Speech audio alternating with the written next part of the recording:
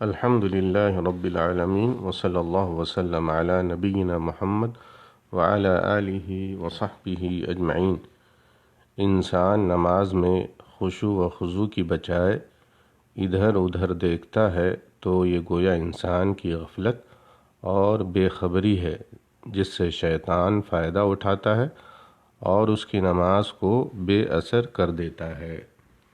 لہٰذا قلب و جوارح کی یکسوئی کے ساتھ نماز ادا کی جائے۔ نماز پڑھتے ہوئے اللہ کی عظمت و جلالت کا نقش دل میں بٹھایا جائے اور ادھر ادھر نہ دیکھا جائے اور کھیل کود نہ کیا جائے، بلکہ خوف و خشیت اور عاجزی کی کیفیت ہو۔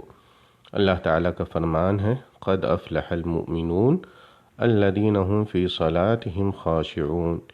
یقیناً ایمان والوں نے فلاح حاصل کر لی جو اپنی نماز میں خشوع کرتے ہیں۔ عن عائشہ رضی اللہ عنہا قالت سألت رسول اللہ صلی اللہ علیہ وسلم عن الالتفات في الصلاة فقال هو اختلاس يختلسه الشیطان من صلاة العبد۔ حضرت عائشہ رضی اللہ عنہ سے روایت ہے کہ میں نے رسول اللہ صلی اللہ علیہ وسلم سے نماز میں ادھر ادھر دیکھنے کی بابت پوچھا تو آپ صلی اللہ علیہ وسلم نے فرمایا، یہ ایک جھپٹ ہے جس کے ذریعے سے شیطان بندے کی نماز کا کچھ حصہ اچک لیتا ہے۔